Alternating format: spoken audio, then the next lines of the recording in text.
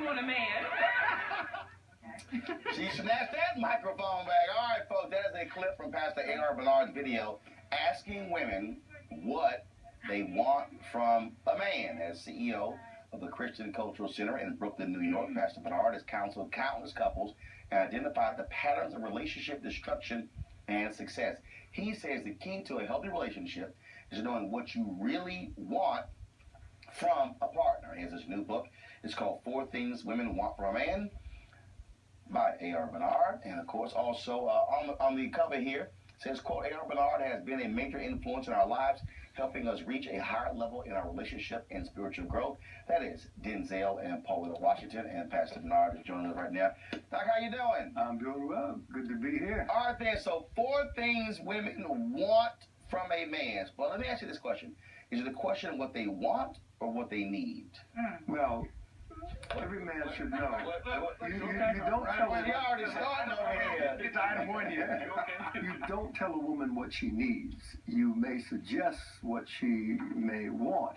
But I will tell you, contrary to the title of the book, women don't know what they want. But they do know what they don't want. And on that basis, I wrote the book. So what is it they don't want? They don't want a man who's immature. They don't want a man who is indecisive. They don't want a man who's inconsistent. And they don't want a man who's weak. Praise the Lord. You got the answer, sir. There you go. You know, the book is written to women for men. And I want men to come up and women not to have to come down to find love. We talk about maturity. It's very interesting when, I hear women really complain about guys today with their love of video games and other things. They say, wait a minute, how did all of a sudden men go back to being boys versus saying, okay, I can put those things away? I think women find the boy in the man cute. But when a woman says, I just wish he'd grow up, what she's really saying is, I want the man to take responsibility for his words, thoughts, motives, actions, and attitudes. And maturity doesn't come with age. It begins with the acceptance of responsibility. And when you say responsibility, that means what? That means, again, taking responsibility for his words. Because a man's words become a woman's source of faith and rule of conduct. And if he doesn't understand that, then he will be very flippant or casual and careless with his words, not understanding that that's what she builds a relationship on. Because relationships are based on trust, and trust is extended to the limit of the truth of the words spoken between them. Decisiveness is insight in action. It's the ability to know what's right, and just as important is the willingness to do what's right. Exactly. Decisiveness is being able to make decisions confidently, all right, and quickly. And you cannot do that unless you have a set of values and principles that guide your thinking process. And a woman feels more secure and stable in the relationship, and that's what she's looking for, when she knows that that man can make decisions out of a set of values, core values, and a set of principles that he lives by. All right, let's get to consistency. Consistency is firmness of character.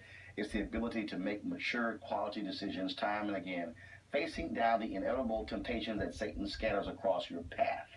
It is tough being a man in our world, a responsible man in our world, in our society. And women don't expect the man to be perfect, but they do need a degree of consistency in his actions. They need to know that his actions and his values are congruent, because that will give her a sense of peace in the relationship. All right, I want to throw out this 4th one. That is strength. The kind of strength that really matters is a courage to live out your convictions in spite of what the crowd is doing. Absolutely. It takes courage to live out your convictions when those convictions are under pressure, whether it's peer pressure, whether it's money pressure, family pressure. That's very, very, very important. And please understand strength. Strength is not, in a woman's mind, this macho attitude. Strength is actually that courage that man can live and stand up for what he believes in. Strength is also his ability to be gentle and kind. You know, a wonderful passage in Proverbs says that a man's kindness and gentleness is what makes him attractive. So I'm curious, because surprisingly enough, we know that black women the population of black women are much more successful than the population of black men in many ways. They are more likely to have a degree. They're more likely to be making more money in the workforce. So how does that play a role in finding a mate if there's a lack of population within the circles you frequent? This last generation of black women have experienced unprecedented wealth and education. That is so true. And we know that the playing field of human experience is not level. That's why I said in the beginning of the broadcast, I want brothers to come up and women not have to come down in order to find love. Quite often I speak to women and they feel that they have to settle or compromise their own values and their own standards because the clock is ticking and they're trying to find love. Here's what is interesting when you talk about this idea of settling in coming up or coming down. I've spoken at a number of singles conferences and marriage conferences. It was very interesting when I'll talk to women and I'll ask them about the relationship they have with their father. You hear all these sisters talk about, the dad was this. And I would then ask them the question, could your dad make your list? That's a very, very good question. And what happens is, because here's why. Because when we talk about, so folks have all these lists. He needs to have this. And then when I put that out, could your dad make your list? They will sit back and think, hold up, my dad doesn't have this, doesn't have this. See, even Shauna, my producer, sitting here like, oh my God, I can't believe he asked that question. She's laughing. Because, and when I throw that out, I've had women say, oh, I had this idea of what I wanted in a man, and it forced them to say, what is it about my daddy that made him so special, but he couldn't even make my own list, and it caused him to question the list.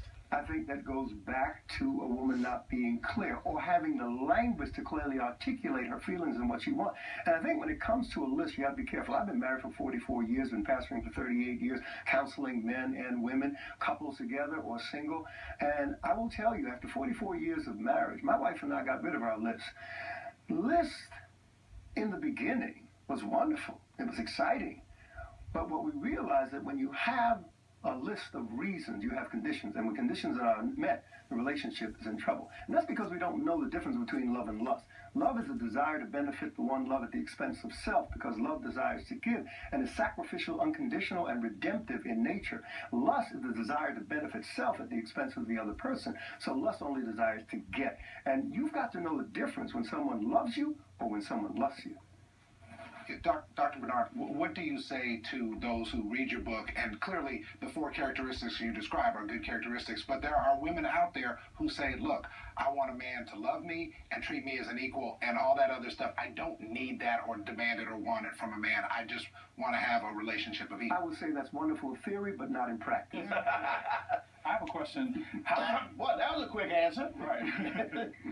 for the men, how do you deem that they step up in these 4 ways that you talked about? Well, this book gives a woman a framework with which to make better choices in her relationship with men. The book also gives a standard for men to assess themselves, to see what they're stepping up to or not stepping up to in terms of manhood. So essentially, maturity, decisiveness, consistency, and strength are the qualities of manhood. So I'm really concerned about my generation because they say that Trap Queen is the love song of my generation. And so, in Damn, that's scary. I know, so that's really scary. So to think about like... romantic in a way? No, it's not. David, go ahead and leave right now. Just go ahead and leave right now. What is society teaching men on how they should treat women, and how are women actually based on what society is telling them, determining what is right for them in a relationship? I will tell you, when you ask me what society is teaching, this book goes against the grain of pop culture, because pop culture is filled with moral ambiguity, gender ambiguities. I mean, it's across the board. People are confused, so they're not sure what to select, who they are, and what it reflects is a deep and profound identity crisis that many people are trying to work through. Identity has to do with self-concept. And out of that comes your sense of meaning, your sense of purpose. It has to do with acceptance, approval, and a sense of belonging. And if you cannot resolve that outside of all of the stuff that's being thrown at you and have something solid and consistent and something eternal, principle-based, then you're going to remain in that identity crisis. At what age do you think that realistically that men and or women should apply the things in this book? I say as immediately as Right now. Okay, brother, wake up. Right now. you know, they say That's why I say scientifically realistic. the fronts or whatever don't develop till they're 27 years. Look, you know, I grew up without a father. I never knew my father. My mother worked several jobs just to keep a roof over our head and to, you know, provide me something to eat. So I've been working since I was 9 years old. So the circumstances of my upbringing required me to take responsibility early. So that's one of the things that my wife told me attracted her to me. It was that I carried myself more maturely than the other individual that she had encountered. Just going off of Matt's point, what do you think is the right sort of age window at this stage where we are in our society and culture now for folks to get married? I mean, obviously, you can't apply it to every single person, but do you think the fact that people are getting married later is a good thing, or men not get married at all? Yeah, because, you know, the divorce rate is declining. Not because there are fewer divorces, but because fewer people are getting married. But 85% of relationships fail and 50% of marriages end in divorce, basically because people don't know how. Another phenomenon that I deal with in the book is how the motivation to marry has changed over time. It's no longer